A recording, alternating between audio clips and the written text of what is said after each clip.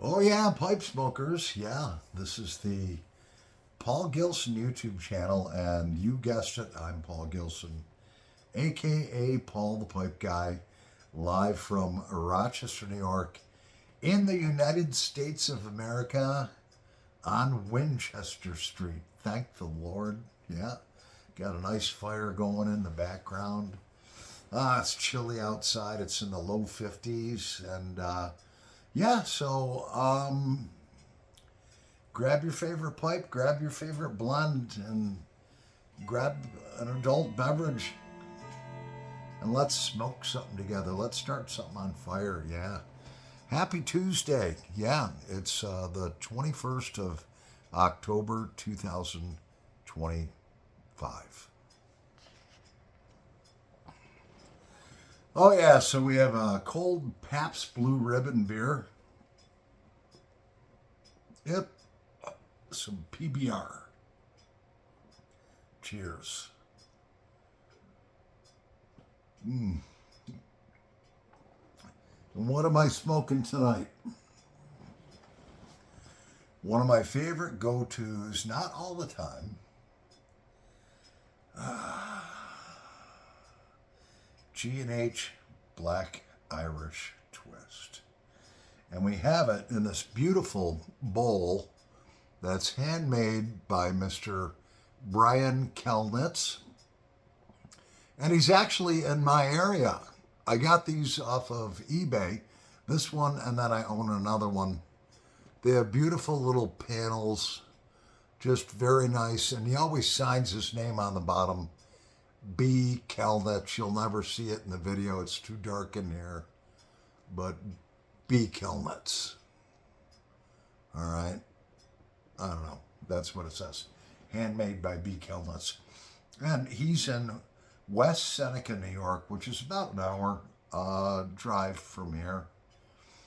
Smoker's Haven is the name of their shop. And so that, we've got it loaded up in there, the Black Irish Twist. Let's set it on fire.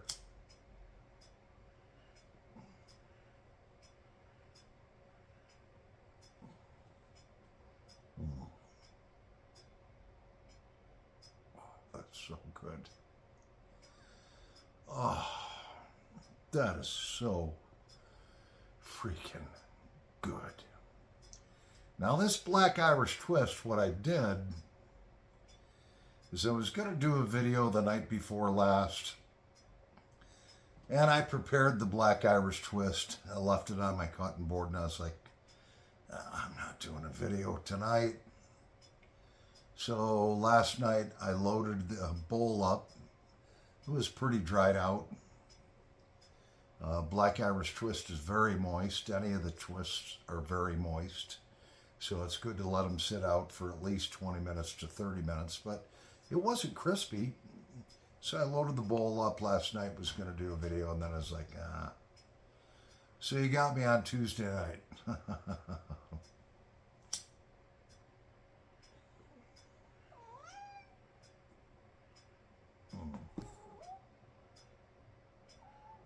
How's it going there?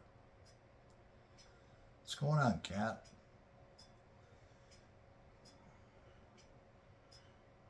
Callie, C-A-L-I, the killer calico cat, just jumped up on my,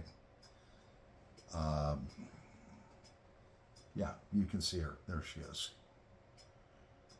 Definitely a photo bomb.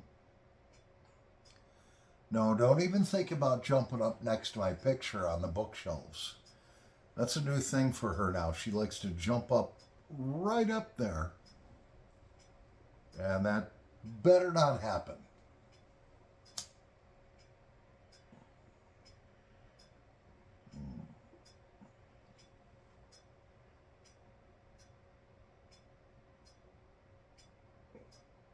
Oh, yeah. This is good.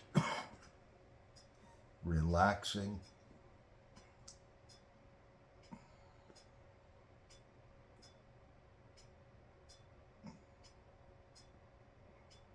Oh, yeah. This is real good.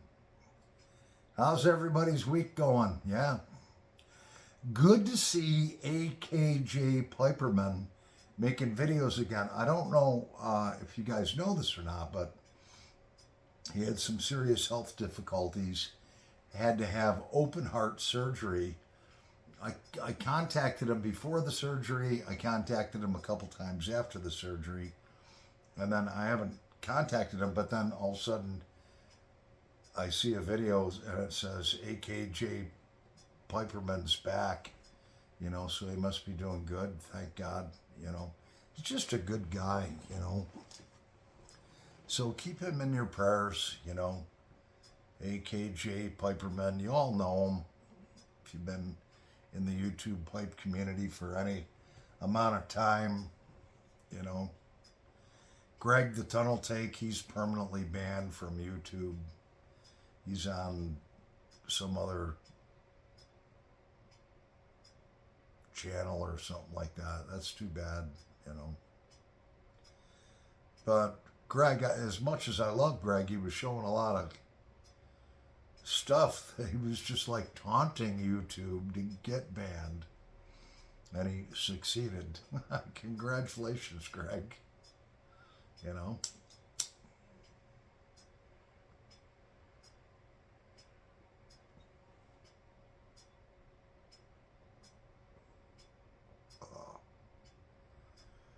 this is so good.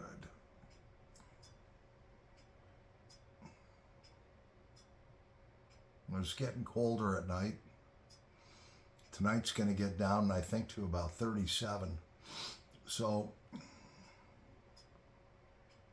still have one 40-pound bag of grass seed. I don't know if I want to put it out. I read up how long does grass seed stay good in the bag? 1 to 3 years. So if I hold on to it through winter, I might have a 10% germination reduction, if that. No big deal.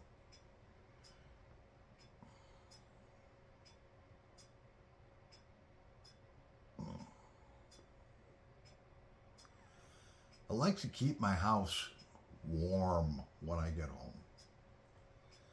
And when I say warm, I like it between 72 and 74 degrees.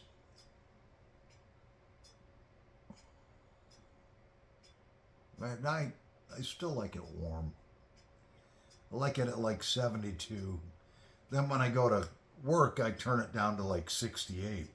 I don't want to turn it down too low because then you have to reheat up the whole house substantially.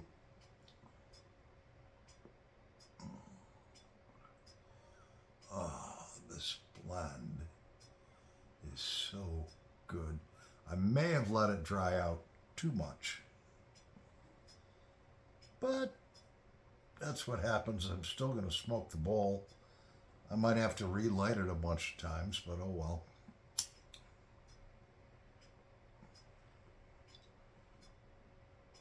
So I got my K. Woody collection.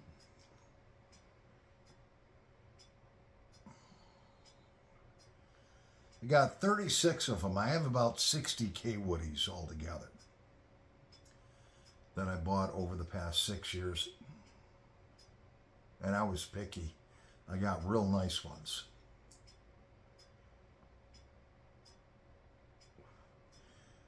None of them are extremely rare.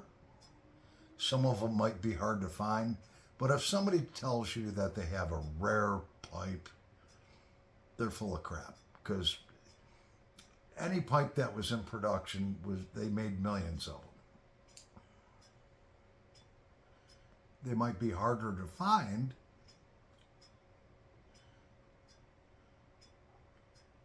but they're not rare.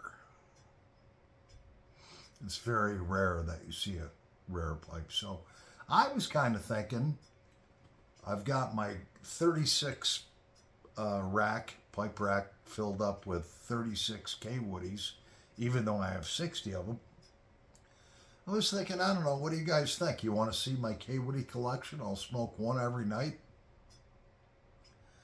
for the next 36 days, you know. What do you think? You want to see them? They're nice.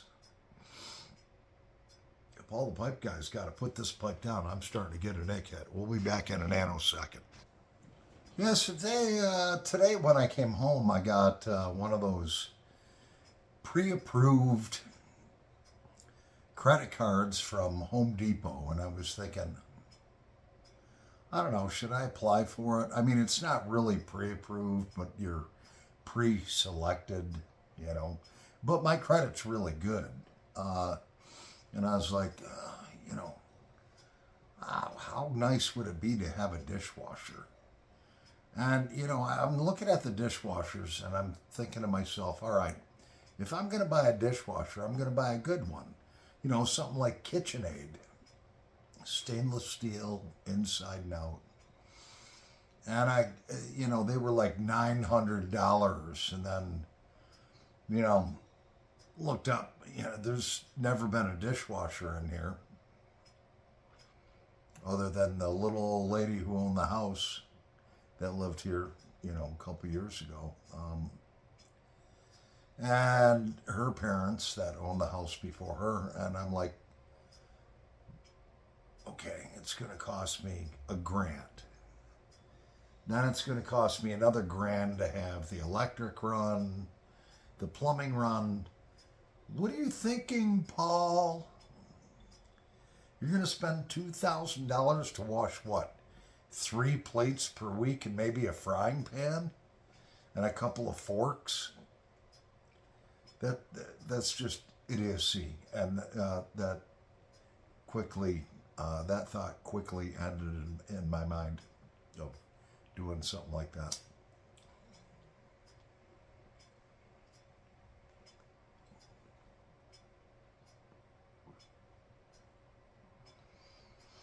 Yeah, I could see if I had a family of 4 here.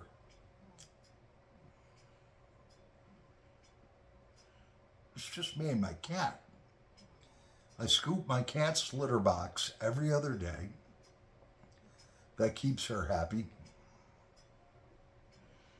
And then every 2 weeks, I buy a 40-pound thing of, I don't know, Clump and Seal cat litter, the best stuff they make. I clean out her litter box, wash it all out outside. So why would I need that? And I wash her water bowl and her food bowl once a week. Why do I need a dishwasher? Why do I need to spend $2,000 on a dishwasher?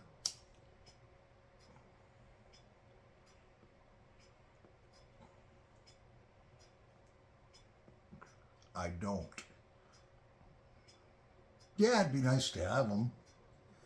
Stack up the plates in there, you know, for a couple weeks, and then boop, just hit a button. But not $2,000 nice enough.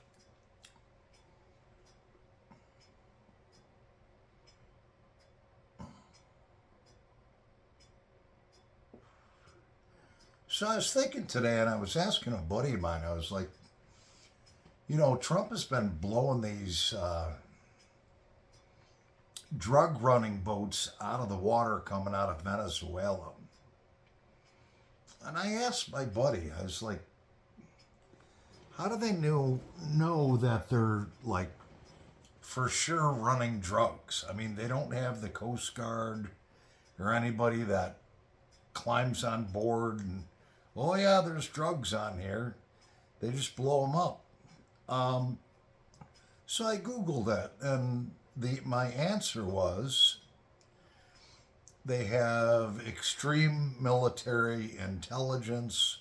They have drones overseeing these boats that are loading the drugs on, smuggling them out. So they're 99.9% sure they're carrying drugs. And I think he's blown up 7 of them, Trump has. You know, and then you see bags of fentanyl floating all in the ocean. And then I asked myself,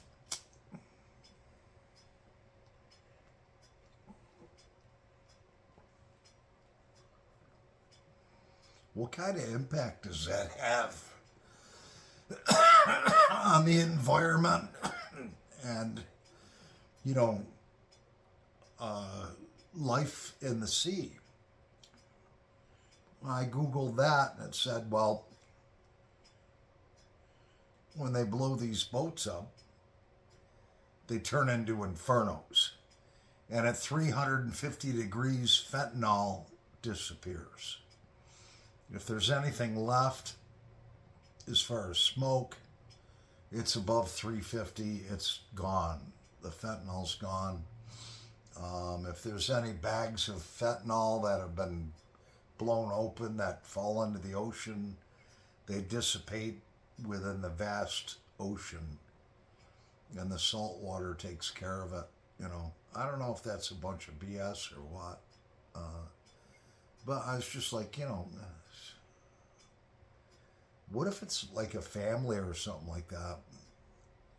They get on a big cigarette boat and, oh yeah, we're going to cruise across the Gulf of Mexico or whatever, you know. And then our military thinks they're running drugs, boom, and blows them up. I don't know. I don't know. They better have good intel. I hope they know what they're doing.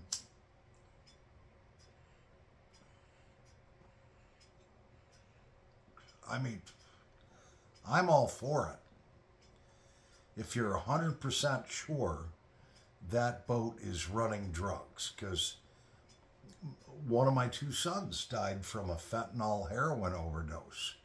I'd love to be the guy pulling the trigger, boom, boom, boom, boom, boom, boom, boom, boom, boom, boom, boom, boom, blowing that boat up, all right?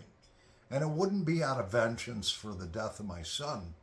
It would be out of sympathy for the parents of adult children, teenagers into their 30s, that are doing this poisonous heroin poisoned with fentanyl, and they're dying by the thousands every day.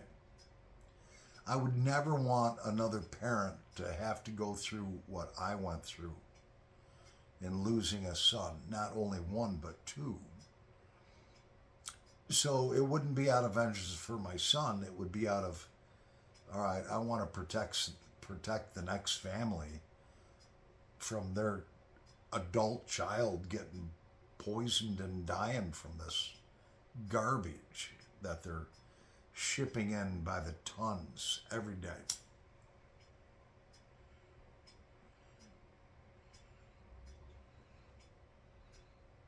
But unfortunately, I'm too old to join the military. But I'd love to be on that Ma Deuce. Bum, bum, bum, bum, bum, bum, bum, bum, bum, bum, bum, bum, bum, bum. Until that ship explodes. And all those cartel drug dealers die. That would make me happy. Just as a preventive method to, so no other parent has to go through something like I did.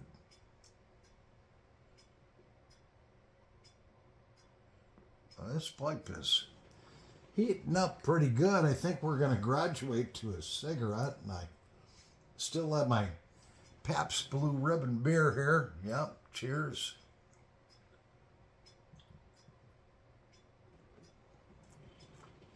Oh yeah, it's still nice and cold. Oh, I am so relaxed.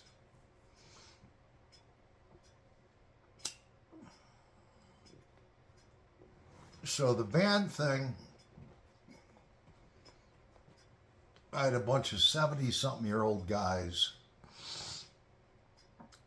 that wanted me to sing for their band. And I sent them a bunch of videos of me singing. They wanted me real bad. Not that I think I'm that great or anything, but apparently they thought I was. And with the overtime I'm working, and, you know, to work from 6:30 in the morning till 4 o'clock in the afternoon, than to come home to my house, then return right back near work for a 3-hour practice from 6 till 9 o'clock, then get home by 9:30, try to go to sleep. Maybe I'd be lucky if I got sleep by 11. And then get up at 5 o'clock the next morning. Just, it's not worth it for me.